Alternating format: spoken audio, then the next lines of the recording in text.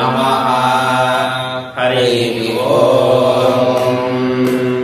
ஓம் சுக்லாம் பரதரம் விஷ்ணும் சசிவர்ணம் சதுர்புஜம் பிரசன்னவதனம் த்யாயேத் சர்வவிக்னோபசாந்தயே. சரஸ்வதி நமஸ்துப்யம் வரதே காமரூபிணி. வித்யாரம்பம் கரிஷ்யாமி சித்திர்பவது மே சதா. குருர் பிரம்மா குருர் விஷ்ணுः குருர்தேவோ மகேஸ்வரः.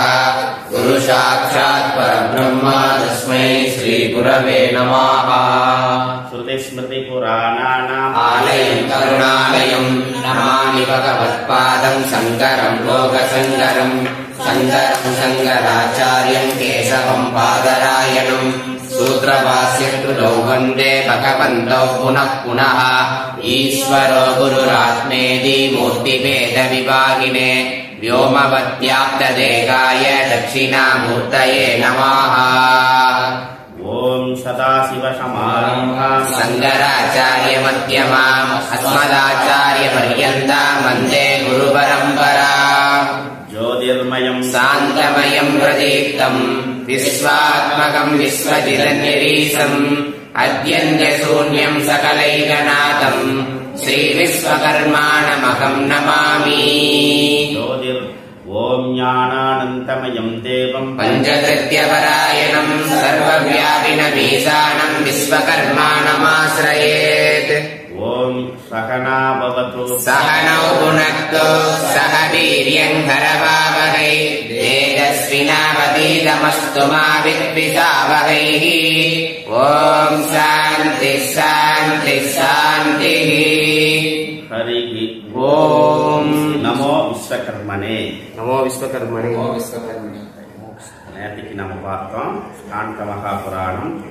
இந்த 18 புராணங்கள்ல அதிகமாக மிகப்பெரிய பிரம்மாண்டமான புராணம் அப்படின்னா இது ஸ்காந்த மகா புராணங்கள். கிட்டத்தட்ட 1,00,000 ஸ்லோகங்களை உள்ளடக்கியது. நேற்றுக்கெல்லாம் அதனுடைய டிவிஷன்ஸ் எல்லாம் பார்த்தாச்சு. சம்ஹிதா போர்ஷன், காண்டா போர்ஷன். அப்போ 7 காண்டங்களை உடையது ஸ்காந்த மகா புராணம். அதில் கிட்டத்தட்ட 82,000 ஸ்லோகங்கள் மேற்பட்டு இருக்கிறது. அதே மாதிரி சம்ஹிதா போர்ஷன் அப்படின்னு எடுத்துட்டோம்னாக்கா உப புராணத்தில் வரக்கூடிய இந்த ஸ்காந்த புராணத்தில் 6 சம்ஹிதைகளாக சங்கர சம்ஹிதை, சனத்குமார சம்ஹிதை, சூத சம்ஹிதா, வைஷ்ணவ சம்ஹிதை, பிரம்ம சம்ஹிதை, சௌர சம்ஹிதை என்று சொல்லக்கூடிய 6 சம்ஹிதை. இப்போ நம்ம கரண்ட் அவைலபிளாக நமக்கு இருக்கிறதே சங்கர சம்ஹிதா மட்டும்தான் இருக்கிறது. அதுவே 6, அதுவும் கிட்டத்தட்ட 7 காண்டங்களாக 7 அத்தியாயங்களாக பிரிக்கப்பட்டு சம்பவ காண்டம், அசுர காண்டம், மகேந்திர காண்டம், யுத்த காண்டம், தேவகாண்டம், தச்ச காண்டம், உபதேச காண்டம், இந்த மாதிரி 7 அத்தியாயங்கள். இந்த 7 அத்தியாயத்தை என்ன பண்றாரு கச்சியப்ப முனிவர் முருகனுடைய அவருடைய வரலாற்றை எடுத்து பேசக்கூடிய அந்த அம்சத்தை மட்டும் எடுத்து கந்த புராணம்னு அவர் வெளியிட்டார் தமிழ்ல. அதே மாதிரி அதிவீரராம பாண்டியர் காசி மகாத்மியத்தை எடுத்து பேசக்கூடிய காசி காண்டம் என்று சொல்லக்கூடிய அந்த போர்ஷனை மட்டும் அதிவீரராம பாண்டியன் பண்ணினார். இப்படி நேரத்துக்கெல்லாம் நம்ம பார்த்தோம். அதுலேயும் அதிவீரராம பாண்டியன் தமிழ்ல மிகவும் புலமை பெற்ற அரசன், புலமை பெற்ற மிகப்பெரிய பண்டிதன் அதிவீரராம பாண்டியன். நேற்றைக்கு பார்த்தா அவர் எழுதின நூல் தான் இந்த சாமுத்திரிகாலச்சரம், காசி காண்டம். இது நிறைய நூல் எழுதியிருக்கார். இப்படி நாம நிறைய இந்த காண்ட மகா புராணத்துல இன்றைக்கு நமக்கு கிடைக்கக்கூடியது இந்த சங்கர சம்ஹிதா மட்டும் தமிழ்ல இருக்கு. அது அச்சீவ்ல போய் போட்டீங்கன்னா உங்களுக்கு வந்துடும் தமிழ்ல. அதுவே கிட்டத்தட்ட 1000 பக்கங்களுக்கு மேல இருக்கும். இது 1000 சங்கர சம்ஹிதாங்கிறது. அது இல்லாம மீதி இருக்கக்கூடிய 5 சம்ஹிதைகள் எவ்வளவு இருக்குன்னு நாம எண்ணி பார்த்துக்கலாம். இது சம்ஹிதா போர்ஷன்ல. இந்த காண்டா போர்ஷன்ல நேற்று பார்த்தோம் மாகேஸ்வர காண்டம், வைஷ்ணவ காண்டம், பிரம்ம காண்டம், காசி காண்டம், அவந்திகா காண்டம், நாகர காண்டம், பிரபாசா காண்டம் அப்படின்னு சொல்றோம். அதுல வரக்கூடியது 6வது காண்டம் அப்படின்றது தான் நாகர காண்டம். இந்த நாகர காண்டத்துல அதாவது காண்ட புராணே ஆந்தர்கத நாகர காண்டஸ்ய விஸ்வகர்மா உபாத்தியானே, விஸ்வகர்மாவுடைய மகாத்மியம் அதை பற்றி இப்ப நம்ம அதை பற்றி தேடி பொழுது இதுக்கு மூல பிரகிருதி மூல கிரந்தம் அப்படின்னு நமக்கு இது நாள் வரைக்கும் நமக்கு எங்கேயும் கிடைக்கல. கிட்டத்தட்ட நம்ம ஒரு 6 மாசமா 1 வருஷமா வலை வீசி வீசி தேடி பார்த்தாச்சு, கூகுள் எல்லாம் போய் கேட்டு பார்த்தாச்சு, யாரும் அவங்க கிட்ட இல்லை. மேபி எப்படி அது வந்து எத்தனையோ கிரந்தங்கள் இது வந்து போயிருச்சு, எல்லாம் செதஞ்சு போயிருச்சு, அழிஞ்சு போயிருச்சு. அப்ப இதையெல்லாம் வந்து பாதுகாப்பாக வைத்திருக்க வேண்டிய இந்த சம்பிரதாயம், இந்த மரபு வழி கூட்டங்களும் போயாச்சு. அப்ப இதனுடைய மகத்துவம், இதனுடைய பெருமை தெரியல யாரும். அப்ப என்ன அப்படின்னாக்கா, அதுக்கு பின்னாடி இது வந்து ஆந்திர தேசத்துல தெலுங்குல வந்து ரொம்ப காலமாக, அது ரொம்ப காலமான எங்கேயோ ஒரு பக்கம் ஒரு மூலையில கிடந்த அந்த கிரந்தத்தை எடுத்து அதைய படிச்சு பார்த்து அதனுடைய மூலத்தை எல்லாம் தேடி அங்கங்க சில குறிப்புகள் நமக்கு கிடைக்கிறது. இப்ப வந்து வடநாட்டில் விஸ்வகர்ம மகாத்மி பற்றி எழுதினிய விஸ்வகர்ம பிரபாசா, பாஸ்கரா, இது மாதிரி நிறைய கிரந்தங்கள் இருக்கிறது வடநாட்டில். நம்முடைய தென்னாட்டிலையும் நம்ம தெய்வசிகாமண ஆச்சாரியார் எழுதிய விஸ்வபிராமண வம்ச பிரகாசிகளே அவரும் கோட் பண்றாங்க. இந்த மாதிரி நாகர காண்டம் காண்ட மகா புராணத்தில் இருந்து எடுக்கப்பட்டது. அதே மாதிரி இப்ப நம்ம பார்க்கிறோம், இப்ப மூலஸ்தம்ப புராணம் அப்படின்னு ஒண்ணு இருந்தது. இப்ப விஸ்வ பிரம்ம புராணம், விஸ்வகர்ம புராணம், அதே மாதிரி மூலஸ்தம்ப புராணம் அப்படின்னு ஒரு நூல் இருந்ததாக அங்கங்க குறிப்பு இருக்கிறது. ஆனா அந்த நூல் எங்க இருக்கு, கிரந்தம் எங்க இருக்குன்னு தெரியாது. அது இருக்குன்னு தெரியும். இந்த மாதிரி சுவடியிலே இருக்குன்னு சொல்றாங்க. சுவடியே இருந்திருக்கலாம். அதை வச்சுக்கிட்டு வீட்லயே வச்சு என்ன அவங்களே வைத்து அவர்களே பூஜை பண்ணி அவர்களே வைத்து அவர்களோடவே அது போயிடுது. நிறைய கிரந்தங்கள் அப்படிதான் போயிருச்சு. அப்படி பார்க்கும் பொழுது கிட்டத்தட்ட 96 சிற்ப சாஸ்திரங்கள் இருப்பதாக குறிப்பு சொல்லப்படுறது. ஆனா இன்னைக்கு நமக்கு என்ன சொல்றது, 32 சிற்ப சாஸ்திரங்கள் மிக முக்கியமாக சொல்லப்படுறது. அதுலயும் குறிப்பா பார்த்தோம்னாக்கா இன்றைக்கு நமக்கு கையளவு இருக்குது, மீறி போன ஒரு 6-7 கிரந்தங்கள் தான் சிற்ப சாஸ்திரம்னு சொல்லப்படுறது. அதுல முக்கியமா மயமதம் 1-2, மானசாரம், அப்புறம் அதை தொடர்ந்து கஷ்யப சிற்ப சாஸ்திரம், சரஸ்வதி சிற்ப கர்ம சாஸ்திரம், அப்புறம் பிராமிய சிற்ப சாஸ்திரம், அப்புறம் சிற்ப ரத்னாகரம், சிற்பரத்னம், விஸ்வகர்மீகம், விஸ்வகர்ம வாஸ்து சாஸ்திரம், மனுஷியாலை சந்திரிகா, இந்த மாதிரி கிரந்தங்கள் மட்டும் ஏதோ அங்கங்க சொற்பமா ஏதோ கிடைத்தது, என்ன ஏதுன்னு தெரியாதவர்கள் கூட சேமித்து வைத்து இந்த மாதிரி நம்ம லைப்ரரியில நம்ம பார்த்து டவுன்லோட் பண்ணி இதெல்லாம் எடுக்க வேண்டியதா இருக்கிறது. அப்படி இன்னைக்கு எடுத்து இந்த நாகர காண்டத்தை என்ன நேற்றுக்கு சொன்னேன், நம்ம ஆந்திர தேசத்தில் இருக்கக்கூடிய பீடம்பதி நாகேஸ்வர ராவ் தான் இந்த புஸ்தகத்தை வந்து போட்டிருக்கார். காண்டம் நாகர காண்டம் காந்த புராணம் அப்படின்னு போட்டிருக்கார். இவரோட டிரான்ஸ்லேஷனும் வந்து அவ்வளவா சொல்ல முடியாது. இதுலயே சில பாட பேதங்கள், மீட்டர் பேதம் அதெல்லாம் கொஞ்சம் கொஞ்சமா இருக்கிறது. அப்புறம் அதே மாதிரி இது வந்து இந்த கிரந்தத்தை வந்து நிறைய கிராமட்டிக்கல் மிஸ்டேக்ஸ் எல்லாம் இருக்குது. ஏதோ இருந்ததே ஏதோ பதிவு பண்ணி வச்சாச்சு, ஒரு ஆதாரம் இருக்கு இப்படி இருந்தது அப்படின்னு. ஸோ அதை வந்து நாம இன்றைக்கு இது எல்லாம் தெரிஞ்சுக்கணும், அது மகாத்மியத்தை, அந்த மகத்துவத்தை புரிந்து கொள்ள வேண்டும் அப்படின்றதுக்கு இந்த பதிவு செய்கிறேன். இனிமேலும் எத்தனையோ நம்முடைய வரலாற்று அடையாளங்கள்லாம் தொலைந்து போய் அழிந்து போயிருக்கக்கூடிய காலகட்டத்தில் அதை மீண்டும் மீட்டுருவாக்கம் பண்ணணும் அப்படின்றதுக்காகத்தான் மீண்டும் எப்படி விதையானது மண்ணில் போட்டு மறுபடியும் முளைச்சு கொடுத்து அது மாதிரி மறுபடியும் இது மண்ணில் போட்டு முளைக்க வைக்கிறோம். புரியுதா? அப்படி இது வந்து அது அடையாளமே இல்லாமல் இருக்கும் பொழுது மீண்டும் அதை விதை எடுத்து மறுபடியும் அதை முளைச்சி வச்சு கொண்டு வர்றதுனாக்கா சிரமம்தான். ரொம்ப காலமா அந்த ஒரு மரம், அப்படி ஒரு மரமே இல்லை அப்படின்னு இருக்கும் பொழுது அந்த மரத்தினுடைய அந்த தன்மையுள்ள ஒரு விதை கிடைத்து அந்த விதையை எப்படி பக்குவமா அதை வளர்த்து எப்படி கொண்டு வருமோ அந்த மாதிரி இந்த விஷயத்தை நாகர காண்டத்தை பக்குவமா எடுத்து கொண்டு வர வேண்டும்.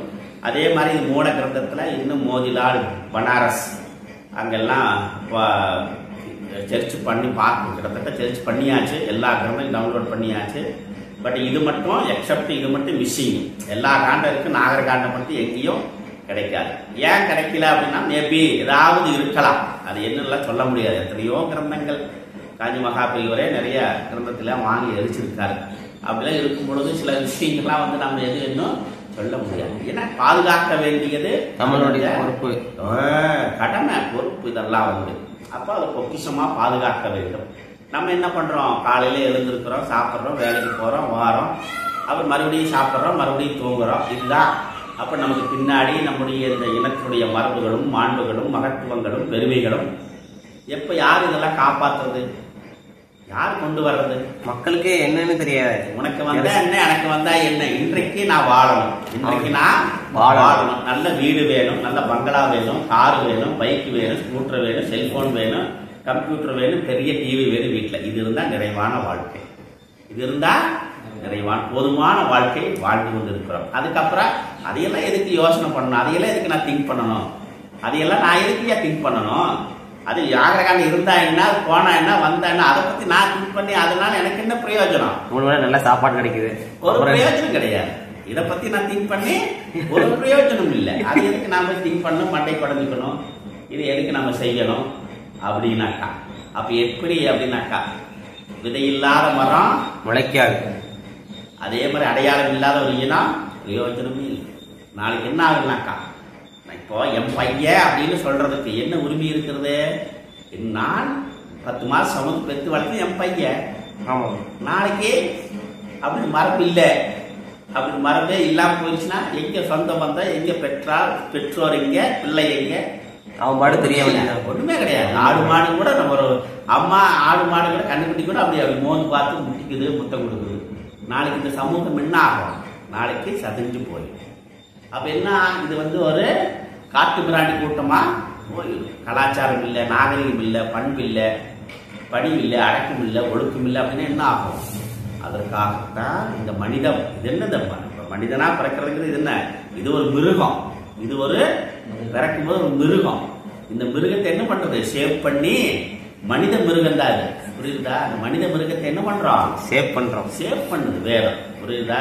நீ அந்த மாதிரி இல்லப்பா, உனக்கு எக்ஸ்ட்ரா ஒரு அறிவை கொடுத்துருக்கிற, கொஞ்சம் யோசனை பண்ணப்பா அப்படின்னு என்ன பண்றோம்? அப்ப இறைவன் 6 அறிவை படைத்த இது ஒரு மனித மிருகம்.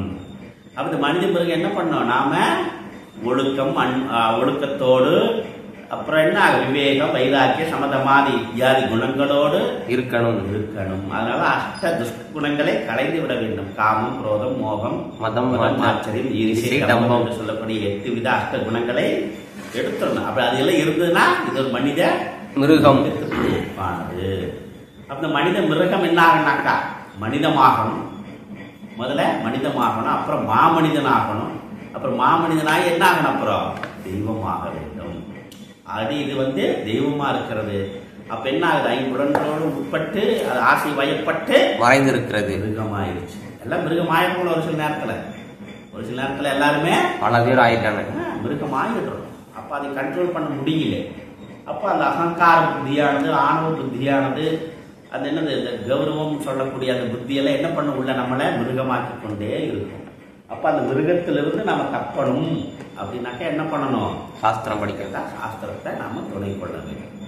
அதற்குத்தான் எப்படி வாழ வேண்டும் அப்படின்னு சொல்வதுதான் வேதம். இந்த வாழ்வியலை எப்படி கை கொள்ள வேண்டும் அப்படின்னு சொல்வதுதான் வேதம். அதில் இருக்கக்கூடிய இடர்பாடுகளை கலந்து கொள்வதற்காகத்தான் வேதாந்தம். அப்படி இந்த மாதிரி ஒரு சமூகமானது எப்படி தன்னுடைய அடையாளத்தை தொலைத்து விட்டு மீண்டும் அது போய் தேடினால் கிடைக்காது. அப்ப இது என்ன பண்ணும்? முன்னாடி இருந்து அந்த பாரம்பரியம் அதை அப்படியே கட்டி காப்பாற்றி அப்படி கொண்டு வந்துட்டே இருக்கு. அதனாலதான் இன்ன வரைக்கும் இந்த வேதம் என்ன ஆகுதுனாக்கா இருக்குது, இருந்து வந்துட்டே இருக்கிறது. ஏன்னா வேதம் எப்ப இல்லாம போகுது, இந்த பிரபஞ்சமும் இல்லாம போயிடும். வேதம் எப்பொழுது இல்லையோ அப்ப பிரபஞ்சமும் இல்லாம போகுது. அதனால என்ன ஆகுனாக்கா, அப்ப இந்த வேதத்தை எப்படி இது நாள் வரைக்கும் அப்படியே அந்த ஃப்ளோ வந்துட்டே இருக்கிற கங்கையாறு மாதிரி, அதே மாதிரி இதையும் நாம காப்பாற்றி இருக்க வேண்டும். அப்ப என்ன பண்ண, இது யார் காப்பாற்றணும்னாக்கா, அப்போ இந்த மேன்மை தெரிந்த, மகத்துவம் தெரிந்த அந்த பெரியோர்கள், இந்த சமூக மக்கள் இதையெல்லாம் காப்பாற்றி வைத்திருக்கிறார்கள். அப்படி இதுல ஆகர காண்டத்துல என்ன அப்படி என்னதான் அதுல சொல்லப்படுறது அப்படின்னாக்கா, இப்ப நம்ம வேட்டுக்கு தேசத்துக்கு போனோம்னாக்கா நம்ம என்ன சொல்றோம்? இந்தியன் அப்படின்னு பெருமையா சொல்றோம். அப்ப இந்தியன் பெருமையா சொல்லும் பொழுது நான் என்ன சொல்லுவேன்? என்னுடைய நாட்டுடைய பெருமைகளை எல்லாம் எடுத்து பேசி எங்க நாட்டை பாரு, ஏன்னா வற்றாத ஜீவநதிகள் ஓடிக்கொண்டிருக்கிற நாடு, பல கலைகளும் கலாச்சாரங்களும் நாகரீகம் இந்த உலகத்திற்கே முதல் வழங்கிய நாடு எங்கள் நாடு. பாரு, இங்க கோயிலை பாரு, எங்களுடைய வீடுகளை பாரு. இதுதான் சொல்றோம். காரைக்குடி வீடு பாரு, ஏன் 3000 வருஷம் ஆச்சு நீ என்று. ஆனாலே என்ன, நாகரீகம் வளர்வதற்கு முன்னாடியே காரைக்குடி வீடுகள் பேர் பெற்றது. அப்ப உள்ள போனாலே பெரிய அரண்மனை மாதிரி வீடுகள். அப்புறம் காற்றோட்டமுள்ள அழகான வடிவமைக்கப்பட்ட, அப்போ அறிவியல் ரீதியாகவும் விஞ்ஞான ரீதியாக வடிவமைக்கப்பட்ட வீடுகள். அந்த வீடுகள் எல்லாமே எப்போ இந்த உலகத்திற்கு நாகரீகம் வந்து எத்தனை வருஷம் சொல்றா? அதிகபட்சம் 600-700 ஆண்டுகள். நாங்க 3000 வருஷத்துக்கு முன்னாடியே இந்த நாகரீகத்தையும் இந்த அறிவியலையும் இந்த உலகத்திற்கு நாங்க கொடுத்தவரோம். அப்ப எவ்வளவு பெருமை, எவ்வளவு பெருமிதம். அப்ப இந்த காஸ்மிக் எனர்ஜியினுடைய ஆற்றலை எப்படி நாங்க எடுக்க முடியும், அந்த சோர்ஸை நாங்க எப்படி பயன்படுத்த முடியும் மனித வளத்திற்கு அப்படின்னு 3000 வருஷத்துக்கு முன்னாடியே நாங்கள் இதை கண்டுபிடித்து வழங்கி விட்டோம். அப்படியெல்லாம் பேசுறோமோ இல்லையோ? அப்படி பேசும் பொழுது இந்த இனத்தினுடைய பெருமையும் மாண்பும் பேசும் பொழுது என்ன சொல்லணும்? அப்பா அதனுடைய பெருமையை ஈர்த்தியை நாம புரிஞ்சுக்கணும். அப்ப இந்த இனத்தினுடைய பெருமை என்ன? அப்பா இந்த இனம் அறிவு சார்ந்த இனம், அறிவாக இருந்த இனம். இந்த உலகத்திற்கு விஞ்ஞானம், மெஞ்ஞானம், கணிதம், இந்த சயின்ஸ், மெடிசன், டெக்னாலஜி இதெல்லாம் கொடுத்தது அப்படின்ற பெருமையும் வேணுங்க. நெஞ்ச நிமிர்த்தி சொல்லக்கூடிய ஆற்றல் இங்க இருக்கணும். அதுக்கு தகுந்த அறிவு இருக்கணும். அப்ப அதை நோக்கி பயணப்படணும். அப்ப அந்த அறிவு இருந்தா டாக்டர் ஆகலாம், அறிவு இல்லாட்டி கம்பவுண்டர் ஆகலாம். அப்ப ஏன் என்ன வேரியேஷன்ஸ் அப்படின்னாக்கா, அதுல என்ன டிஃபரன்ஸ் இருக்குது அப்படின்னாக்கா, 2 பேரும் மனுஷன் தானே, 2 பேரும் மனிதன் இல்லையா? இவரு கம்பவுண்டர், அவர் டாக்டர். ஏன்? அவர் படிச்சிருக்காரு, அவர் படித்ததுனால டாக்டர்.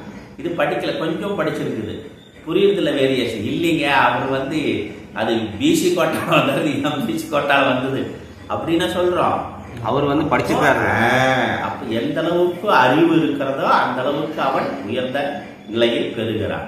அது மாதிரி அறிவை பெற வேண்டுமானா என்ன பண்ணணும்? நாம படிக்கணும். அந்த காலத்துல இன்னைக்கு என்ன, அந்த குருகுல கல்வி எல்லாம் போயிடுச்சு. அப்ப குருகுல கல்வி இருந்த வரைக்கும் இங்க மிகப்பெரிய பல்கலைக்கழகங்கள். எத்தனை பல்கலைக்கழகம் நினைச்சுப்பார். சுதந்திரத்துக்கு முன்னாடி இந்த கிறிஸ்தவ இஸ்லாமிய படையெடுப்பு வருவதற்கு முன்னாடி இந்த தேசத்தில் எத்தனை பல்கலைக்கழகம் இருந்ததுன்னு தெரியுமா? 72,000 பல்கலைக்கழகங்கள் இருந்தால் சொல்லப்படுறது, வரலாறு சொல்றது. அதுல எல்லாம் ரொம்ப மூத்த முன்னோடியா இருப்பது நாலந்தா பல்கலைக்கழகம். அங்க வந்து வெளிநாட்டினர்களே வந்து படிச்சுட்டு போயிருக்காங்க. அப்போ வரலாறு இருக்கு, நமக்கு பிரமாணம் இருக்கு. யுவான் சுவாங் வந்தாரு, மெகஸ்தனிஸ் வந்தாரு. அப்போ இங்க அறிவியலுடைய பிறப்பிடமாக இந்த தேசம் இருந்தது, அதற்கு பிறப்பிடமாக இந்த சமூகம் இருந்தது அப்படின்னு புரிஞ்சுக்கணும். அப்ப நாம் என்ன நினைக்கிறோம்? வேதம்னா ஏதோ சாமியார் படிக்கிறது, அப்புறம் சன்னியாசி ஆனதுக்கு அப்புறம் படிக்கிறது, அப்படிதான் நினைச்சிட்டு இருக்கிறோம். அப்ப வேதம் அப்படிங்கிறது only it is talk about spirituality, not any others அப்படின்னு தான் நமக்கு இப்ப தெரியும். அப்ப வேதம் என்னென்ன சொல்றதுனாக்கா, வேதம் நமக்கு நாட் ஒன்லி ஸ்பிரிச்சுவாலிட்டி, இது என்ன பேசுது? மெடிசன் பேசுது, நிர்வாகவியல் பேசுது, அப்புறம் சயின்ஸ் பேசுது, மேத்தமெட்டிக்ஸ் பேசுது, ஹிஸ்டரி பேசுது, அப்புறம் மெடிசன், கலை, அப்புறம் பரதநாட்டியம், சங்கீதம், அப்புறம் நிர்வாகம், அப்புறம் போர்க்கலை, இது எல்லாமே வேதம் அப்படிங்கிறது அது ஆல் சோர்ஸ் ஆஃப் நாலேஜ். வேதம்னா என்ன? All source of knowledge. அப்ப இந்த all source, we are the all source of knowledge அப்படிங்கறத முதல்ல அண்டர்ஸ்டாண்ட் பண்ணிக்கணும். இங்கிருந்து தான் அதனாலதான் வந்து இங்க உலகத்தினுடைய நாகரீகம் முதலில் தோன்றிய இடம் பாரதம் அப்படின்னு சொல்றோம். இந்த உலகத்தின் முதல் நாகரீகம் பிறந்தது பாரதம். அந்த பாரத தேசத்துக்கு அவ்வளவு ஒரு பெருமையும் ஈர்ப்பியும் இந்த வரைக்கும் இருக்கிறது. அதுல இப்போ இந்த தேசத்துல பிறந்த எத்தனையோ இந்த அறிவை கொடுத்த இந்த சமூகம் முதல்ல என்ன சொல்றார் வள்ளுவர்? இந்த உலகம் எப்போ உணவின் தேடுதலுக்காக, உணவின் தேவைக்காக எப்படி ஒரு விவசாயி வீட்டில் போய் ஒருவன் நிற்கிறான் அப்படின்னு வள்ளுவர் ஒரு விவசாயத்துடைய பெருமையை எடுத்து பேசுகிறார். அப்ப அந்த விவசாயி என்ன பண்றாரு அப்படின்னாக்கா, இந்த விவசாயி விஸ்வகர்மாவினுடைய வீட்டில் போய் நிற்கிறார் அப்படின்னு பரிபாடல் 10 பாட்டு, புறநானூறு, அகநானூறு ஏதோ உள்ள இந்த பாட்டு வருது. அப்ப என்ன நடக்கிறது இங்க? உலகமே உணவிற்காக விவசாயி வீட்டிற்கு போகும் பொழுது அந்த விவசாயி விஸ்வகர்மா வீட்டிற்கு போகிறார். அப்ப உலகமே இவர் வாசல் நிற்குது, அவர் வாசலில் நிற்கிறார். என்ன அப்படின்னாக்கா, அப்ப அவர் வடித்து குடித்த இந்த டெக்னாலஜி. அப்ப அந்த டெக்னாலஜி என்ன அப்படின்னாக்கா, முதல்ல இந்த உலகத்திற்கு முதல் டெக்னாலஜி வழங்கும் பொழுது அவன் கீர்த்தி பெற்றவன் ஆகிறான். அப்ப அன்றைக்கு இருந்த இந்த போர்க்கலைகள் ஆகட்டும், சங்கீத, பரதநாட்டிய, சாஸ்திர, இந்த மாதிரி நம்முடைய எத்தனையோ கலைகளாகட்டும், சில்ப சாஸ்திரத்தை அடிப்படையாக கொண்ட கோயில் நிர்மாணங்கள், கிரக நிர்மாணங்கள், இது எல்லாமே இதெல்லாமே சயின்ஸ்க்கு உட்பட்டது. அது மட்டுமல்ல, இந்த காஸ்மிக் எனர்ஜியோடு இணைந்தது. இப்ப கட்டடம், ஆலய நிர்மாணம் அப்படின்லாம் சொன்னோம் அப்படின்னாக்கா, எப்படி இது ரெண்டு விஷயத்தை நம்ம நல்லா புரிஞ்சுக்கணும். இந்த உடல்ல எப்படி ஆத்மாவானது இந்த உடலை இயக்குகிறதோ, அது போல அந்த வீட்டையும் இந்த காஸ்மிக் எனர்ஜியானது இயக்கும். அந்த இயக்கம் சரியாக இருக்குமேயானால் கிரகம் உத்தமமான கதியை பெறும். அந்த இல்லத்தில் வாழக்கூடியவர்கள் உத்தமமான கதியை பெறுவார்கள். அதே மாதிரி ஆலயமும் அப்படிதான். சவுண்டு கேட்கத்தினுடைய காண்ட மகா புராணத்தினுடைய இந்த பெருமையும் கீர்த்தியும் ஒவ்வொருத்தரும் தெரிந்து கொள்ள வேண்டும். அப்படி அதுக்கு பார்த்தோம். இந்த நாகர காண்டம் அப்படின்றது இன்றைக்கு கிரந்தமா வெளியில எங்கேயும் கிடைக்காட்டியும் இவர் பதிவு செய்திருக்கிறார் நம்முடைய பீடம்பட்டி நாகேஸ்வர ராவ். ஸோ அதை அடிப்படையாக கொண்டு பல தேடுதலுக்கு உட்பட்டு இந்த நாகர காண்டத்தை நம்ம படிக்கிறது. இதில் என்ன சொல்லப்படுறது அப்படின்னாக்கா, முதல்ல இந்த விஸ்வகர்ம பரபிரம்மம் அப்படின்னா யார் அப்படின்றத சொல்றது. அதனை தொடர்ந்து விஸ்வகர்ம பரபிரம்மத்தினுடைய அந்த வம்சத்தினுடைய ரிஷியினுடைய இந்த தாத்பரியம், அந்த மரபு, இதெல்லாம் எடுத்து பேசுறது. அவருடைய வாழ்வியல், அவருடைய சடங்கு சம்பிரதாயங்கள் எல்லாமே இதுல சொல்லப்பட்டிருப்பதனால விசேஷமா இது எல்லோரும் தெரிந்து கொள்ள வேண்டும் அப்படிங்கிறது தான் இந்த வகுப்பு. ஸோ நேற்றைக்கு நாம பார்த்த முதல் அத்தியாயத்துல பரமசிவன் இந்த விஸ்வகர்ம பரபிரம்மத்தை வணங்கும் பொழுது என்ன சொல்றார்? ஸ்ருணு தேவி மகாபாக குஹ்யா குஹ்யதரம் மகத்து. மிகவும் ரகசியத்திலும் ரகசியமானது, மிகவும் மேலானது, மகோன்னதமானது. இதம் புண்ணிய பிரபாவட்யம் ஸ்ரோத்ருணாமபி முக்திதாயகம். இதை கேட்ட மாத்திரத்திலேயே ஸ்ரோத்ருணாம் அபி முக்திதம், இதை கேட்ட மாத்திரத்திலேயே முக்தி கொடுக்கக்கூடியது. அந்த பிரபாவாட்யம், அந்த பிரபாவத்தை நான் கேட்பாயாக, நீ கேட்பாயாக. தர்ம அர்த்த காம மோக்ஷானாம் சாதகம் சர்வ காமகம். இப்ப தர்ம அர்த்த காம மோட்சம் என்று சொல்லக்கூடிய ஒரு மனித வாழ்வியலில் இந்த புருஷார்த்தம் அப்படின்றது மிகவும் முக்கியமாக சொல்லப்படுகிறது. ஆல்ரெடி நாம தத்துவ போதம், முண்டக உபனிஷத்தெல்லாம் சிறப்பா படித்திருக்கிறீங்க. அப்படிங்கிறதுனால இது நாம வேதாந்தம் அப்படின்னா என்ன அப்படின்றத இன்ட்ரோடக்ஷன் வேதாந்தம் நிறைய தெரிஞ்சிருப்பீங்க. ஸோ இங்க தர்ம அர்த்த காம மோட்சம் அப்படின்னா ஒரு மனித வாழ்க்கையில, அந்த மனித வாழ்க்கையில புருஷார்த்தம்னு சொல்றது அறம், பொருள், இன்பம், வீடு. ஒரு மனிதன் தன்னுடைய வாழ்க்கையில் அடைய வேண்டிய 4 புருஷார்த்தங்கள். அது என்ன அப்படின்னாக்கா அறம், பொருள், இன்பம், வீடுன்னு சொல்றோம். புருஷார்த்தம்னா என்ன அப்படின்னாக்கா புருஷன் தன்னுடைய பிரயத்தனத்தோடு அடையக்கூடியது, தன்னுடைய ஆனந்தத்தின் பொருட்டு, தன்னுடைய மகிழ்ச்சியின் பொருட்டு, இதை பெற்றால் நான் சுகமாக வாழ்வேன், ஆனந்தமாக இருப்பேன் அப்படின்னு மனிதன் தேடக்கூடியது 4 வரையறைக்கு உட்படுத்தினார்கள். அதுதான் அறம், பொருள், இன்பம், வீடு. அதை இங்க சொல்லும் பொழுது தர்ம அர்த்த காம மோட்சம்னு சொல்றது. இது மனிதனுடைய புருஷார்த்தம்னு சொல்றது. இந்த புருஷனுடைய அர்த்தம், மனுஷனுக்கு எது இருந்தா அவனுக்கு சாந்தியும் சமாதானமும் ஆனந்தமும் கிடைக்குமோ, அப்படி மனித வாழ்க்கையில நம்ம பார்க்கும் பொழுது ஒரு மனிதனுக்கு என்ன தேவை? அடிப்படையில பொருள், அர்த்தம், தனம். அப்ப முதல்ல மனுஷன் என்ன பண்றான்? அந்த அர்த்தத்தை, அர்த்தம்னா என்ன? தனம், பொருள். அப்ப அந்த தனத்தை நோக்கி, செல்வத்தை நோக்கி அவன் தன்னுடைய பயணத்தை தொடங்குகிறான். மனித வாழ்க்கையில முதல் தேவை என்பது இங்க பொருளாக இருக்கிறது. ஏன்னா அந்த பொருள் இருந்தால்தான் நான் என்ன நினைக்கிறேன், நான் சுகமாக ஆனந்தமாக வாழ முடியும். அந்த பொருளின் மூலமாக நான் என்ன நினைக்கிறேன், 3 வேளை உணவு, இருக்க இடம், உடுக்க உடை. அப்ப இதெல்லாம் கிடைக்கணும் அப்படின்னாக்க இது இருந்தாதான் நான் ஆனந்தமாக வாழ முடியும்.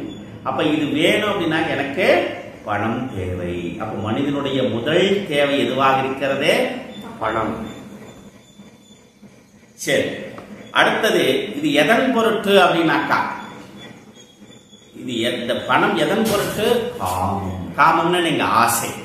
என்னுடைய ஆசை என்ன, நான் சந்தோஷமா இருக்கணும், நான் ஆனந்தமாக வாழ வேண்டும். நிறைய காரு பங்களா இந்த மாதிரி ஆசை நிறைய இருக்கிறது. அப்ப இந்த ஆசை நான் பூர்த்தி செய்ய வேண்டுமே, ஆனால் அதற்கு என்ன தேவை, பணம். அப்ப இங்க பிரதானம் என்ன ஆகுறது, இப்போ ஆசையாக இருக்கிறது. அப்ப இந்த ஆசையை நிறைவேற்றும் பொருட்டு பணத்தை தனத்தை தேடுகிறார். அப்ப முதல் தேவை என்னவாக இருக்கிறது, பணம். அதன் மூலமாக என்னுடைய ஆசைகளை பூர்த்தி செய்து கொள்கிறேன். அப்ப என்ன ஆகுது, பணத்தின் மூலமாக அவன் அடுத்த எதை செய்து கொள்கிறான், அவருடைய ஆசைகளை பூர்த்தி செய்து கொள்கிறான். இப்ப என்ன ஆகுதுனாக்கா, அப்ப இந்த ஆசைகளை பூர்த்தி செய்ய வேண்டுமே ஆனால் எனக்கு எப்பொழுதும் பணம் இருந்து கொண்டே இருக்க வேண்டும். அந்த பணம் இருக்கணும் அப்படின்னாக்கா, அந்த பணம் எதனால் நமக்கு கிடைக்கிறது, புண்ணிய கர்மாவினால். இந்த புண்ணிய கர்மாவினால எனக்கு இது கிடைக்கிறது. அந்த புண்ணிய கர்மா இல்லாட்டி கிடைக்காது. எல்லாத்துக்கும் பணம் லக்குன்னு லாட்டரி அடிக்குதா என்ன, யாரோ ஒருத்தருக்கு லாட்டரி அடிக்குது. அந்த லாட்டரி எதனால வருது, அவருக்கு பேரு லக்குன்னு சொல்றது. அதுக்கு பேரு லக்கு, அதிர்ஷ்டம்னு சொல்றது. அந்த அதிர்ஷ்டம் எதனால வருது, புண்ணியத்தினால் கர்மாவினால் வருகிறது. அப்ப அந்த புண்ணிய கர்மாவை நான் எங்கு தேடுறது அப்படின்னாக்கா, அதற்கு தான் தர்மத்தை தேட வேண்டியது. அப்ப தர்மத்தை செய்வதன் மூலமாக நமக்கு என்ன ஆகுது, புண்ணிய கர்மா அதிகரிக்கிறது. இந்த புண்ணிய கர்மா கிடைப்பதன் மூலமாக என்ன ஆகுது, எனக்கு சகல ஐஸ்வர்யமும் கிடைக்கிறது. அதன் மூலமாக நான் இந்த தனத்தை இந்த தனம் எப்பொழுது எங்களுக்கு குறையாம இருக்கணும் அப்படின்னாக்கா என்ன பண்ணணும், நான் தர்ம காரியங்களை செய்து கொள்கிறேன். தர்ம காரியத்தை செய்வதன் மூலமாக எனக்கு புண்ணிய கர்மா கிடைக்கிறது. அந்த புண்ணிய கர்மா கிடைப்பதன் மூலமாக நான் எப்பொழுதும் சுகானந்த வாழ்வு பெற்று வாழ்கிறேன். அப்ப எதன் பொருட்டு நாம் தர்மத்தை செய்கிறோம் அப்படின்னாக்கா, யாரின் பொருட்டு தர்மத்தை செய்கிறோம் அப்படின்னாக்கா, தன் பொருட்டு. புரியுது இல்ல? அப்ப மனிதன் அப்ப என்ன ஆகுது, அடுத்த புருஷார்த்தம் எதை, அடுத்து நம்முடைய தேவை என்னவாக இருக்கிறது, இப்பொழுது தர்மம். முதல்ல பணம், அப்புறம் ஆசை, அப்புறம் இப்ப என்ன ஆகுது, அவனுக்கு தர்மம் செய்தாதான் நமக்கு நிறைய தனம் இருக்கும். அப்ப அதன் மூலமாக தன்னுடைய ஆசையை பூர்த்தி செய்து கொள்ள முடியும். இப்ப என்ன ஆகுது, அடுத்த தேடுதல் தர்மமாக அமைகிறது. அப்ப தர்மத்தை நோக்கி அவன் பயணிக்கிறான். அதனால நிறைய தர்ம காரியங்களை செய்கிறான்.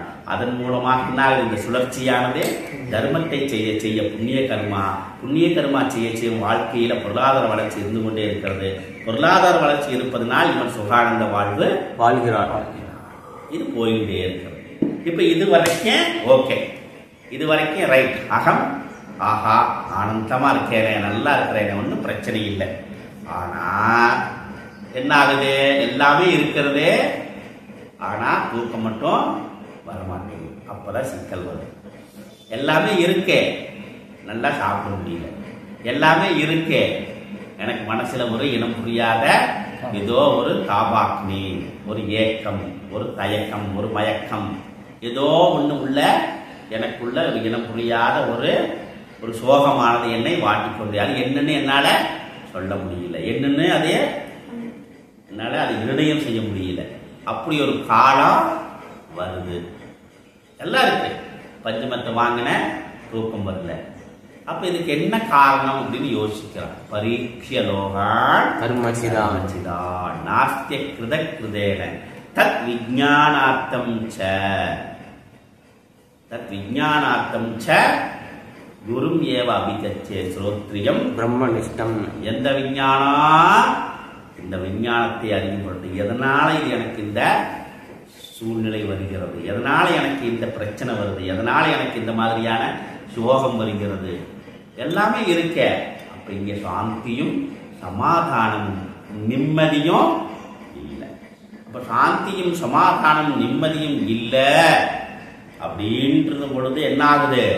அப்ப அதற்கு என்ன மருந்து போடுறது? எதை என்றால் என்னுடைய திட்டம் தனியும், எதை அறிந்தால் எனக்கு இது போகும், இந்த தாபமானது, இந்த ஏக்கமானது, இந்த மயக்கமானது, இந்த நிம்மதியும் இந்த சமாதானமும் சாந்தியும் எதனால் எனக்கு கிடைக்கும்?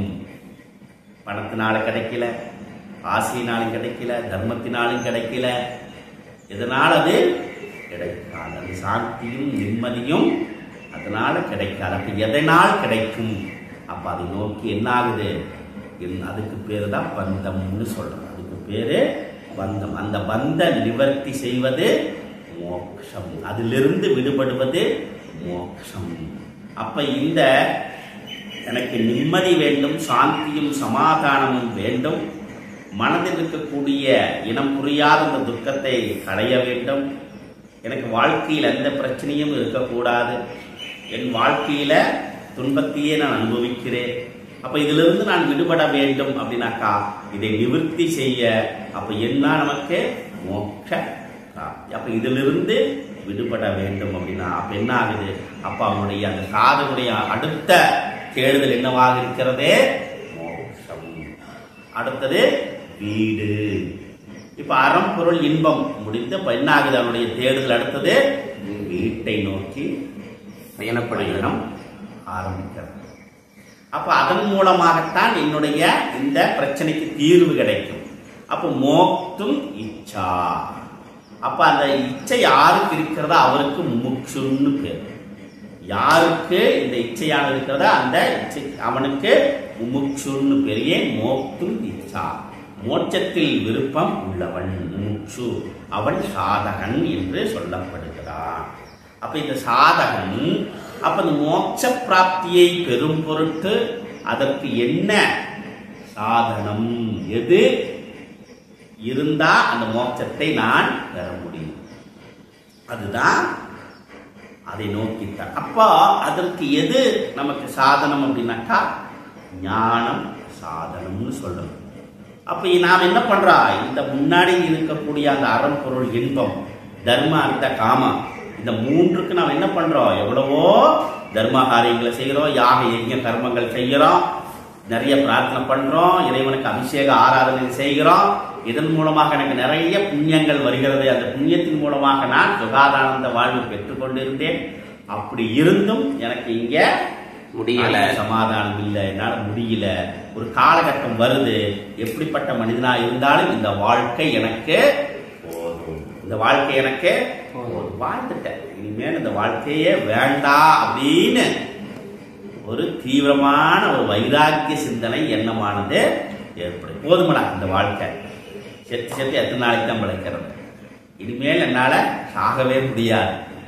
அப்படி ஒரு சிந்தனை எப்படிப்பட்ட மனிதன் பிறவி எடுத்தா எல்லோருக்கும் ஒரு காலகட்டம் வந்தே தீரும். அதனாலதான் இது என்ன, இதுக்கு பேரு இதுக்கு சம்சாரம்னு சொல்றோம். சம்சாரம்னா என்ன? நீர் சுழற்சி போல அது நம்மை சுழன்றடித்துக் கொண்டே இருக்கும். அப்ப இந்த சம்சாரமான உலகத்தில் இருந்து நான் விடுபட வேண்டும்.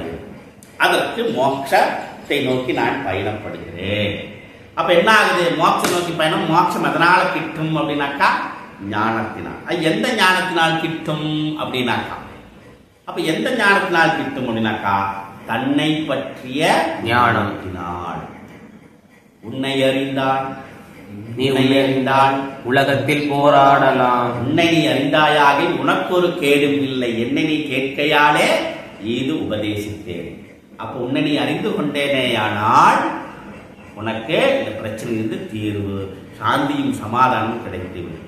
அப்ப என்ன பண்ணணும்னாக்கா, என்னை நீ அறிய வேண்டுமானால் நான் என்ன செய்யணும்? அப்ப அதற்குண்டான முயற்சியை, அதை நோக்கிய பயணத்தை நான் தொடங்க. என்னை நான் எப்படி அறிந்து கொள்வது? என் முகத்தை நான் கண்ணாடி வச்சு பார்த்துக்கிறேன். அப்படி பார்த்தா என்ன தெரிஞ்சுக்கிறேன், நான் தெரிஞ்சுக்கிறேன். ஆஹா, கண்ணாடி பார்த்தா தெரியும் சுப்பிரமணி, ராமசாமி, பெரியசாமி, சின்னசாமி.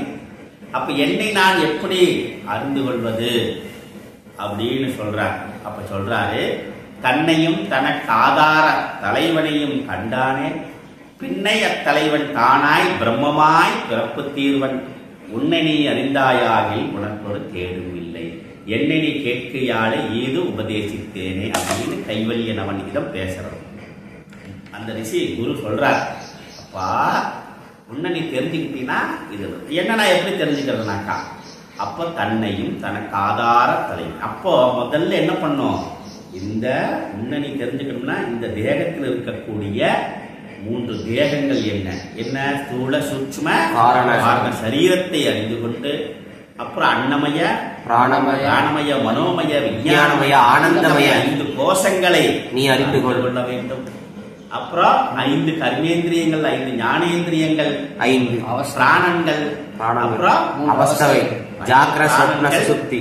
அது தொடர்ந்து சூக்ஷ்ம சரீரத்தில் இருக்கக்கூடிய இந்த பஞ்சேந்திரியங்கள், ஞானேந்திரியம் கர்மேந்திரியம், பஞ்ச பிராணங்கள், அப்புறம் அந்த கரணம், உள்ளம் மனம் புத்தி சித்த அகங்காரம், இதற்கு அதிஷ்டானமாக இருக்கக்கூடிய என்ன பார்க்கிறோம், இந்த காரணாவஸ்தையில் இருக்கக்கூடிய ஆத்மா, ஜீவாத்மா, ஜீவன். இது எல்லாம் நீ முதல்ல அனலைஸ் பண்ணி இதெல்லாம் யாரு என்னன்னு தெரிஞ்சுக்கோ. அப்ப இதில் வரக்கூடிய 3 அவஸ்தைகள் என்ன அவஸ்தை, ஜாக்ர சொப்ன சுசுப்தி அவஸ்தைகளை தெரிந்து கொள்ள வேண்டும்.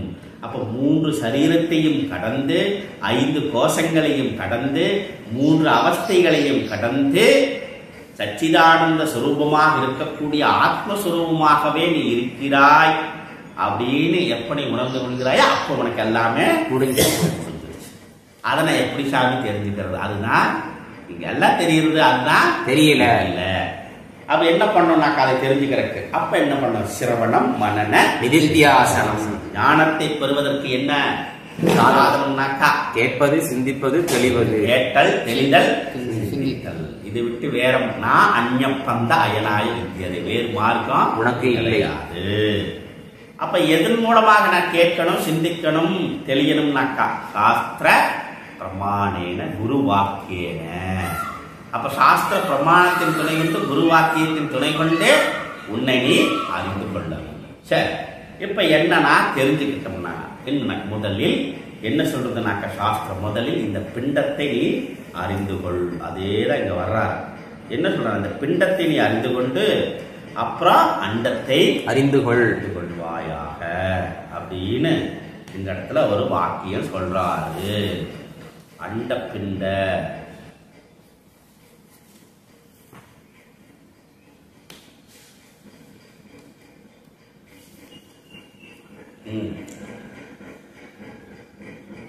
விஸ்வசக்தேகே விஸ்வசக்தேஸ்து சம்சித்தி காரணம் விஸ்வகர்மணஹ சாதனம் பீஜமோங்காரக அண்ட பிண்ட பகுக்ரியா ஸ்வம் தியாகே சமத்யந்த உபதேசானுசாரதஹ பிரணவம் பஞ்சமூர்த்திம் ச வேதக கில விநிர்மிதம் சிரஸ்து சிவமூர்த்தி ச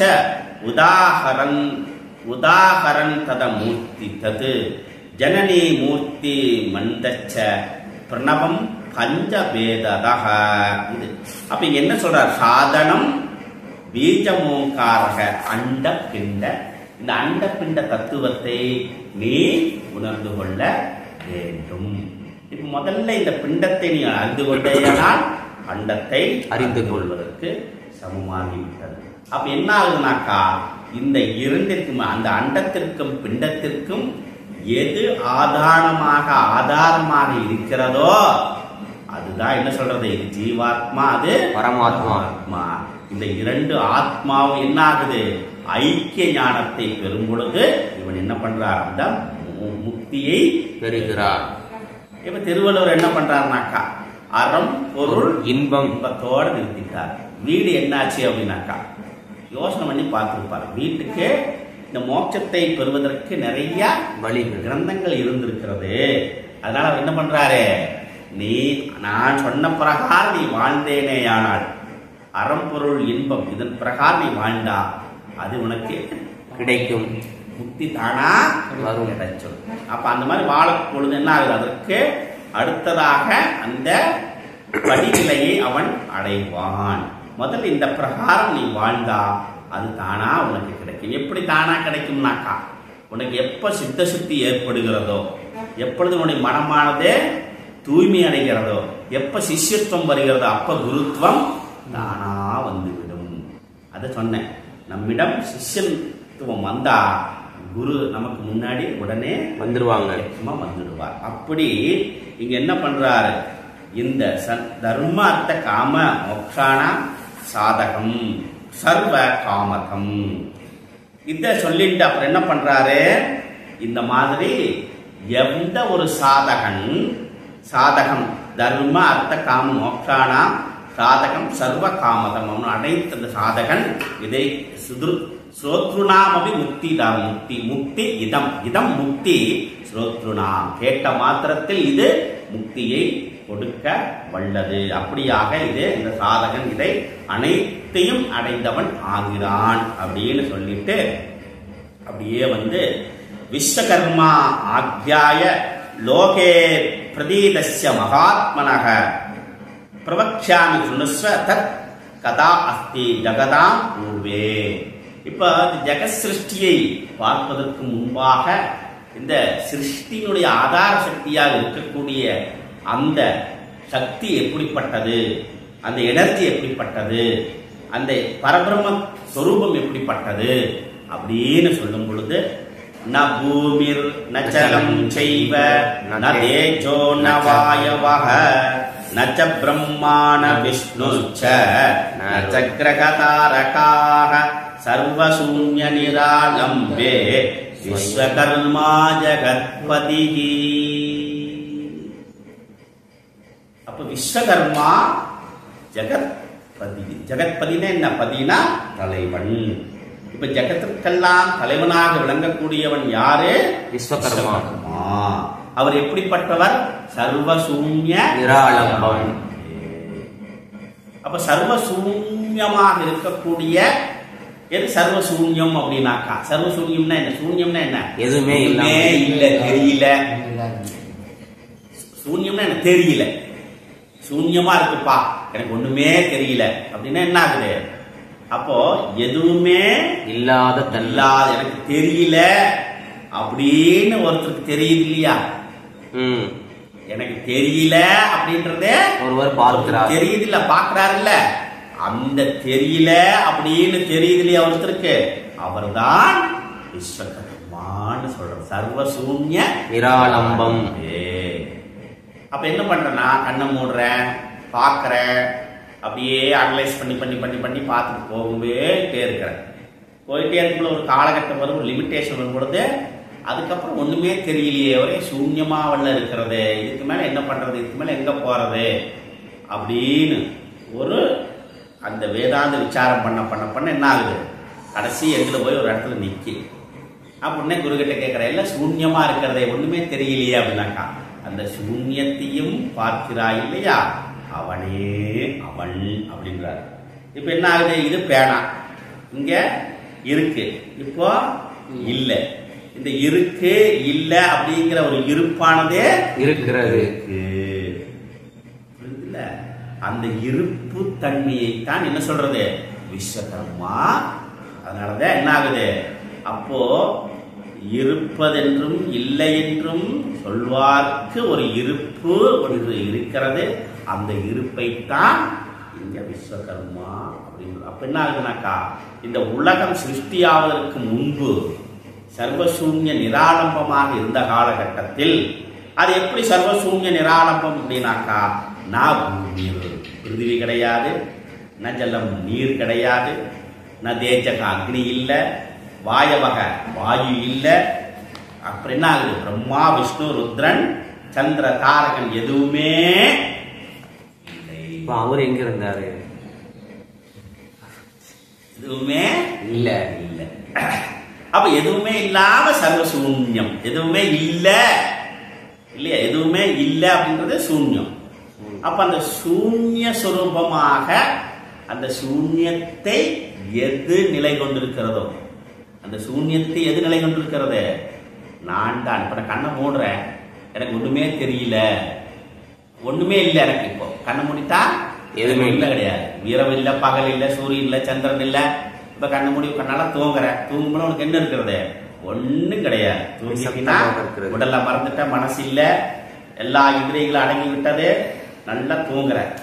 நல்லா தூங்கும் பொழுதே நமக்கு எதுவுமே இல்லை, இந்த உலகமே இருண்டு போய். அப்ப நான் என்ன பண்றேன்? சர்வசூன்ய நிராடம்பா. சர்வசூன்ய நிராடம்பம்னு சொல்றது எது? இப்ப என்ன ஆகுது? நான் நல்லா தூங்குறேன், தூங்கும் பொழுது எனக்கு எதுவுமே இல்லை. அப்ப என்னிடத்துல எந்த சூரிய சந்திரன் எந்த இதுவும் கிடையாது. அப்ப என்ன ஆகுது? அப்ப விழிப்பு நிலைக்கு வரும் பொழுது என்ன ஆகுது? மெதுவா அப்படியே விழிக்கிறேன். அப்படி அப்போ அப்படியே 4:30 மணிக்கு அலாரம் அடிக்கிறது, எந்திரிக்கலாமா, 4 மணி நேரம் படுக்கலாமா அப்படின்னு ஒரு வருது. ஆனா உடல் இன்னும் தயாராகல. அப்படியே அந்த உணர்வானது வெளியில வருது அப்படியே. அப்ப அந்த உணர்வானது அப்படியே வெளியில வந்து இப்ப மனசு என்ன ஆகுது? உடல் முழுவதும் அப்படியே வியாபகத்தன்மையை பெறுகிறது. ஆனா கையை தூக்கம்னு நினைக்கிற, ஆனா தூக்க முடியல. உடலை எந்திரிக்க நினைக்கிற, எந்திரிக்க முடியல. ஆனா கண்ணு அப்படியே விழிச்சு பாக்குது. அந்த உணர்வு அப்படியே இருக்குது. எந்திரிக்கணும் உணர்வு இருக்குது, ஆனா எந்திரிக்க முடியல. அதுக்கு பேரு அந்தராளம். அதுக்கு பேரு அந்தராளம்னு பேரு. இது வாழ்க்கையில எல்லாத்துக்கும் இந்த அனுபவமானது இருக்கு. இதைத்தான் நம்ம கோயில் என்ன பண்றோம்? கர்ப்பகிரகம், அந்தராளம், அர்த்த மண்டபம்னு சொல்றோம். அப்புறம் மகா மண்டபம்னு சொல்றோம். அப்ப கர்ப்பகிரகத்தில் இருந்து அடுத்த கூடிய ஸ்டேஜ் என்ன? அந்தராளம். அர்த்த மண்டபத்தை அந்தராளம்னு சொல்றோம். அப்புறம் மகா மண்டபம் வெளியில வந்தாச்சு. இப்ப என்ன ஆகுதுனாக்க அந்த ஜீவன் என்ன ஆகுது? விழிப்பு நிலையை கர்ப்பத்துல உள்ள போய் அடங்கிருச்சு. எல்லா இந்திரியங்களும் உள்ள போய் ஒடுங்கிருச்சு. அப்ப அது வந்து அப்படியே மெதுவா என்ன ஆகுது? வருது. ஆனா என்னால கையை தூக்கம் நினைக்கிற, காலை தூக்கம் நினைக்கிற, தூக்க முடியல. அப்ப என்ன ஆகுதுனாக்கா அப்ப சூக்ஷ்ம சரீரமானது இன்னும் ஸ்தூல சரீரத்துல வியாபகத்தன்மை முழுமையாக அது பெறவில்லை. அதுல என்ன அமுக்குறாங்கிற? அமுக்கான் அமுக்கிருச்சுங்கிற. அமுக்கான் வந்து அமுக்கிருச்சுன்றா. வாயெல்லாம் கொளற அப்படின்னு வாயெல்லாம் கொளருது.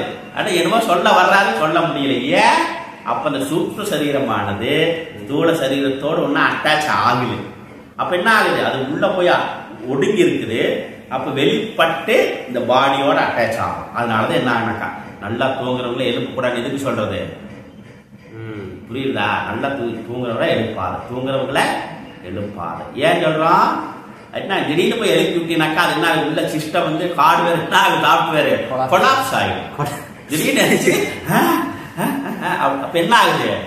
திடீர்னு நினைச்சு அவனுக்கு ஒரு அந்த கான்சென்ட்ரேஷன் வந்து என்ன ஆகுது? மிஸ் ஆயிடும். அவனுக்கு என்ன எங்க இருக்கிறோம், நம்ம என்னடா என்ன நடக்குது அப்படி ஒண்ணுமே புரியாது. அதனால என்னன்னாக்கா அப்ப என்ன ஆகுது? தூங்கும் பொழுது அவன் அந்த ஜீவன் அவனே அந்த விழிப்பு நிலைக்கு வரணும். அதனால மெதுவா போய் முதல்ல உசுப்புவாங்க. ராஜா தண்ணி அப்படி உசுப்பணும். உசுப்பி அவர் அப்படி ஆடி அப்புறம் என்ன ஆகுது? ஆட்டத்துல என்ன ஆகுது? சரீரம் அப்படியே வியாபகமாக உடம்பெல்லாம். புரியுதா?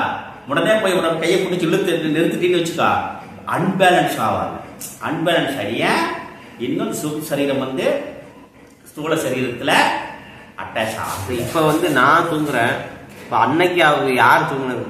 என்னைக்கு இது எல்லாமே ஒண்ணுமே இல்லாத. ஆமா, அவரு அதுதான் அந்த சர்வசூன்ய நிராளம். அப்ப அவர் என்ன பண்றாரு? அவரும் தூங்குறாரு. அவரு தூங்குறது எப்படின்னாக்கா விழிப்பு நிலையோடு தூங்குறாரு. இப்ப நான் தூங்குறேன், விழிப்பு. இப்ப நைட் நல்லா தூங்கிட்டேன், காலையில எந்திரிக்கிறேன். காலையில எந்திரிக்கும் பொழுது என்ன ஆகுதுன்னா நல்லா தூங்குனேன் அப்படின்றது தெரியுது. இப்ப நல்லா தூங்குனேன் அப்படிங்கிறது யாருக்கு தெரியுது? எனக்கு தான் தெரியுது. வேற யாராச்சும் சொல்லுவாங்களா? டே நீ நல்லா தூங்குன, நீ கண்டையா நான் எவ்வளவு கஷ்டப்பட்டேன் தெரியுமா, நல்லா குறைக்கிட்டு தூங்குனப்பா அப்படின்னு சொல்றோம். பட் அவர் என்ன பாரு, நான் எவ்வளவு டிஸ்டர்பன்ஸ் தெரியுமா, நான் தூங்கவே இல்லை பாரு. பட் நல்லா தூங்கல அப்படி யாருக்கு தெரியும்? எனக்கு தான் தெரியும், மட்டும்தான் தெரியும். அப்போ இந்த நல்லா தூங்குறது, அப்ப அதனாலதான் தூங்காமல் தூங்கி சுகம் பெறுவதை காணும்னாக்கா அந்த தூக்கத்துல என்ன அவனுக்கு தூக்கத்துல டெய்லி நம்ம அனுபவிக்கிறது தூக்கத்தை இதுல ஒரு நாளாவது நம்ம சடைச்சுக்கிறோமா என்ன? சலிப்பா இருக்கு தூங்க வேண்டாம் அப்படின்னு நினைக்கிறோமா என்ன? எப்படா தூங்குவோம் அப்படின்னு நினைக்கிறோம். எப்படா ஏன் தூங்குறோம்? ஆனா அந்த தூக்கத்தில் அந்த பிரம்மானந்த நிலையை நான் விரும்புகிறேன். அதனாலதான் தூக்கத்தை அவர் விரும்புறான். புரியுதா? ஏன்னா தூக்கம் ஏன் அவனை விரும்புறான்னாக்கா அந்த தூக்கத்தில் அவன் அந்த தூக்கத்தை பிரம்மாண்ட நிலையை அவன் அறியாமல் செய்தான் அவித்யா அறியாமைன்னு சொல்றான். ஆனா விருப்பப்பட்டுதான் தூங்குறான். ஆனா அந்த தூக்கம் கிடைக்காதனாலதான் அந்த பிரம்மாண்ட நிலையை கிடைக்காதனாலதான் என்ன பண்றான் வாழ்க்கையில பல துன்பங்களுக்கு உள்ளான். இப்ப நம்ம நல்லா வேலை செஞ்சுட்டு டயர்டா இருக்கு, ஆனா சும்மா படுக்கிறோம், ஆனா கை காலம் வலிக்குது, ஆனா தூங்கி எந்திரிச்சா ஒரு இது வந்து ரெஃப்ரெஷ் ஆயிடும். அப்ப என்ன அப்படின்னாக்கா அது என்ன ஆகுது, உள்ள பாடி கூட அந்த பிசிக்கலி என்ன ஆகுதுனாக்கா எல்லாமே ரெஃப்ரெஷ் ஆயிடும். அப்ப என்ன வேலை செய்ய என்ன ஆகுது, உள்ள இருக்கக்கூடிய கழிவுகள்லாம் எரிஞ்சு போகுது, புதுசா அது உற்பத்தி ஆகுது. புதுசா உற்பத்தியான புதுசா பிறந்த குழந்தை எப்படி ஆக்டிவா இருக்குமோ புரியுதா? அப்ப சாத்விகமான உணவுகளை சாப்பிடும்போது ஆக்டிவா இருக்கும். எப்படி முயல் மாதிரி, முயல்குட்டி மாதிரி, அணில்குட்டி மாதிரி பார்த்துருக்கேன். அணில்குட்டி முயல்குட்டி எல்லாம் எப்படி அதனுடைய சுபாவங்கள் எப்படி சுறுசுறுப்பா இருக்குமோ அதுக்காகத்தான் என்ன பண்றோம், எனக்கு மிதமான உணவு, அப்புறம் சாத்விகமான உணவு, அப்புறம் என்ன ஆகுது அதுலயும் உணவு சாப்பிட்றதும் கூட என்ன பண்ண, அதனாலதான் இறைவனுக்கு சமர்ப்பணம் பண்ணிட்டு அது சாத்விகமான உணவை சாப்பிட்டு எதை உள்ள போடுறோமோ அதுதான் வெளிப்படும். எதை விதை விதைக்கிறோமோ அதுதான் முளைக்கும். நீ எந்த உணவுகளை உள்ள போடுறையோ அது மாதிரி நீ ஏன்னா இது அன்னமய இந்த உடலும் மனமும் எதனால் ஆகிறது, நாம் போடக்கூடிய அன்னத்தினால் அந்த ரசத்தினால் இது வேலை செய்யுது. அதுதான் எனர்ஜி, அதுதான் பெட்ரோல். இந்த சூக்ஷ்ம சரீரத்துக்கும் ஸ்தூல சரீரத்துக்கும் அதுதான் பெட்ரோல். அதனாலதான் என்ன ஆகுது, சாத்விகமான உணவுகள் அப்புறம் மிதமான உணவுகள் சாப்பிட வேண்டும்னு சொல்றது. அப்படி இந்த அன்னமய கோஷம் என்ன ஆகுது, ஆழ்ந்த தூக்கத்தில் எனக்கு ஒன்னும் தெரியல, அந்த ஒன்னும் தெரியல அப்படின்னு யாருக்கு தெரிகிறதோ அவனே என்ன சொல்றது, ஆத்மா அப்படின்னு சொல்றது. ஏன் எனக்கு தெரியலனா அப்ப அதனாலதான் என்ன ஆகுது, இங்க ரெண்டு விதமான விஷயம் யோக சாஸ்திரம் சொல்லப்படுறது. அப்ப நிர்விகல்ப சமாதி, சவிகல்ப சமாதி. அப்போ ஒருவன் என்ன தூங்காமல் தூங்கி சுகம் பெறுவது எக்காலம்னா, ஒருவன் இந்த ஸ்திதியில் இந்த விகல்ப சமாதி என்று சொல்லக்கூடிய அந்த சமாதியில என்ன பண்றாருனாக்கா அவர் தூங்காமல் தூங்குகிறார். தூங்கல ஆனா தூங்குறார். எப்படி, விழிப்பு நிலையோடு தூங்குறார். அப்ப விழிப்பு நிலையோடு தூங்குறாருனாக்கா என்ன ஆகுது, அந்த உணர்வானது அந்த ஸ்திதியானது அந்த ஸ்திதி மாத்திரமே அந்த விழிப்போடு இருக்கும், அந்த உணர்வோடு இருக்கும். அந்த உணர்வோடு இருக்கக்கூடிய அந்த சமாதி நிலைக்கு என்ன ஆகுது, நிர்விகல்ப சமாதி. சவிகல்ப சமாதினாக்கா என்னன்னா, ஒரு பர்டிகுலர் ஒரு விக்கிரகமோ இல்ல இறைவன் நாமத்தையோ இறைவனுடைய சொரூபத்தையோ இல்ல பிரபஞ்ச சிருஷ்டியோ இந்த பிரபஞ்ச யூனிவர்ஸ்ல தியானம் பண்ணி அதோட அந்த விருத்தி அதோடு செலுத்தி கொண்டே இருப்பது சவிகல்ப சமாதி. அந்த விருத்தியும் அடங்கி ஒடுங்கி ஸ்திதி மாத்திரமேவ அந்த உணர்வுமய மாத்திரமேவ இருப்பதே நிர்விகல்ப சமாதி. அதுதான் தூங்குறாரு ஆனா தூங்கல ஆனா தூங்குறாரு. இப்ப என்ன ஆகுது, அந்த அறியாமையானது அந்த அவித்தையானது போய்விடுகிறது. ஆனா உடல் என்ன ஆகுது, எந்த அளவுக்கு நீ தூங்கி எனர்ஜி கிடைக்கிறதோ அந்த அளவுக்கு அந்த தூக்கத்தினுடைய எனர்ஜியானது அவருக்கு. அதனால யோகிகள் சித்த புருஷர்கள் எப்பொழுதுமே என்ன ஆகுது, அவங்க தூங்குறதும் தெரியாது விழிப்பதும் தெரியாது. ஜஸ்ட் ஒரு 10 நிமிஷம் அவர்தான் ரீசார்ஜ் பண்ண மாதிரி இயங்க ஆரம்பித்து. அப்படி இல்லை இல்லாட்டி இத்தனை கிரந்தங்களும் இத்தனை புராணங்களும் இத்தனை சாஸ்திரங்கள் எல்லாம் எடுத்து சொல்வதுங்கிறது சாதாரண விஷயம் அல்ல. அப்படி இங்க என்னன்னாக்கா பூமி பிருத்திவி கிடையாது, ஜலம் வாயு அக்னி எதுவும் இல்லாத காலத்தில் சர்வசூன்ய நிராலம்பமாக இந்த விஸ்வகர்மா இந்த ஜகத்திற்கெல்லாம் பதியாக இருக்கக்கூடிய விஸ்வகர்மா சதேம சௌமிய இதமக்ர ஆசி. ஓ தத் சத், அந்த சத்து மட்டுமே இருந்தது. சத்துனா என்ன, மட்டுமே இருந்தது. அந்த ஞானம் மட்டுமே இருந்தது. அந்த ஞானம் அப்படின்னு சொல்லக்கூடிய ஞானம்னா என்ன, அறிவு. அறிவுனா என்ன, அறிதல். அறிதல் எதை அறிவது, எதை அறிகிறது, எது அறிகிறது, எப்படி அறிகிறது, அந்த அறிவை அறிவது அறிவு. புரியுதுல்ல? அறிவை அறிவது அறிவு. அந்த அறிவு உணர்வுமயமாக, சத்தியமயமாக, ஞானமயமாக, அனந்தம் ஆனந்தமயமாக அது இருக்கிறது அப்படிங்கிறது. அதுக்கு பேரு பிரம்மம்னு பேரு. அந்த பிரம்மத்திற்கு விஸ்வகர்மான்னு வேதம் போற்றுகிறது. அப்படி இருக்கக்கூடிய அந்த விஸ்வகர்மா எப்படிப்பட்டவர் அப்படின்னாக்கா, அடுத்த கீர்த்தி பேசுறாரு. ஜோதிர்மயம் சாந்தமயம் பிரதீப்தம் விஸ்வாத்மகம் விஸ்வ பரம் நிரேசம் அத்யந்த சூன்யம் சகல கலாபம் ஸ்ரீ விஸ்வகர்மானம் அகம் நமாமி அப்படின்னு பரமேஸ்வரன் எப்படிப்பட்டது அந்த விஸ்வகர்மா பிரம்மம் பரபிரம்மம் அப்படின்னாக்கா ஜோதிர்மயம். ஜோதிர்மயம்னா என்ன? இங்க அறிவு ஸ்வரூபம், அறிவு ஜோதியாக ஞானமயமாக இருக்கிறார். இது ஜோதிர்மயம்னா ஞானமயம்னு பேர். மயம்னா என்ன? இது மயக் அப்படின்னு சொல்லக்கூடிய பாணினி. இதுல மயக் அப்படிங்கிற பிரத்யாகாரம். இந்த மயக் அப்படிங்கிற பிரத்யாகாரத்திற்கு என்னன்னாக்கா முழுவதுமாக அனைத்துமாக வியாபித்து இருப்பது அப்படின்னு இந்த மயக் அப்படின்னு சொல்றது. அப்ப மயம் அப்படின்னாக்கா இப்ப லட்டு எடுத்துட்டேன். இந்த லட்டு எப்படி அந்த என்ன சுவையாக இருக்கிறது? இனிப்பு சுவையாக இருக்கிறது. அப்போ லட்டு இனிப்பு மயமாக இருக்கிறது. இனிப்பு மயமாக. அப்ப இந்த லட்டுல இனிப்பு எங்க இருக்கிறது? லட்டு முழுவதும் இருக்கிறது. முழுவதும் இருக்கிறது. இங்க இருக்கிறது, அங்க இருக்கிறது, அங்க இல்ல, இந்த பாகத்துல இல்ல அப்படின்னு சொல்ல முடியாது. சர்க்கரை எப்படி இருக்கும்? இனிப்பா இருக்கும். அந்த மாதிரி பிரபஞ்சம் எப்படி இருக்கும்னா விஸ்வகர்ம மயமாக இருக்கும். புரியுறது இல்ல? அப்படி எப்படி லட்டு இனிப்பு மயமா இருக்கிறதோ இந்த பிரபஞ்சம் விஸ்வகர்ம மயமாக இருக்கிறது. அந்த மய என்ன சொல்றது? ஜோதிர்மயம்னு சொல்றது. அந்த ஜோதிர்மயம்னா என்னது? ஞானமயம். அப்ப ஜோதி அப்படின்னாக்கா என்ன இங்க பொருள் அப்படின்னா, இப்போ ஒருத்தன் என்ன பண்றாரு? கரண்ட் பையனை கூப்பிடுறாரு. உள்ள போய் என்ன பண்ற? வீட்டுக்குள்ள போய் அந்த பர்ஸை எடுத்துட்டு வா, பணம் எடுக்கணும் அப்படின்னு சொல்றாங்க. இவர் என்ன பண்றாரு? நேரா ஸ்டெப் எடுத்து உள்ள வச்சதே கரண்டே போயிடுச்சு.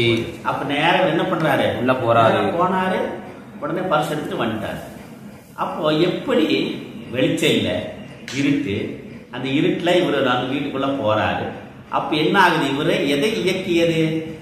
அவருடைய அங்க இருக்குங்கிற ஒரு முன்னாடி தெரிஞ்சுட்டாரு. அவரு ஆல்ரெடி என்ன ஆகுது? இங்க ஃபார்ம் ஆயிடுச்சு. அந்த இருட்டுல எந்த பொருளியோட அவர் போய் எந்த வெளிச்சத்தோட அங்க போய் அந்த பரிசு எடுத்தாருனாக்கா தனக்குள் இருக்கக்கூடிய அந்த அறிவு மயமாக இருக்கக்கூடிய அந்த ஜோதியின் துணை கொண்டு நேர போய் பரிசு எடுத்தார். புரியுது இல்ல? அப்ப இங்க எது தன்னை பிரகாசப்படுத்தியதுனாக்கா அந்த அங்க இருக்கிற அந்த பரிச கரண்ட் பிரகாசப்படுத்தல, லைட் வெளிச்சம் பிரகாசப்படுத்தல. பட் எனக்குள்ள இருக்கக்கூடிய அந்த ஞானமயம் அறிவுமயம் என்று சொல்லக்கூடிய அந்த அறிவு பிரகாசப்படுத்துது.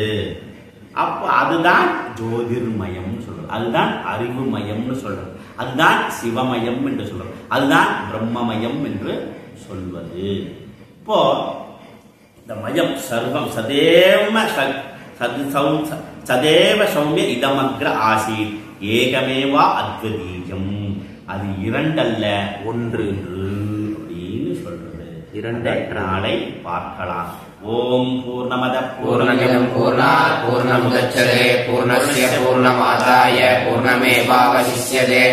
ஓம் சாந்தி சாந்தி சாந்தி.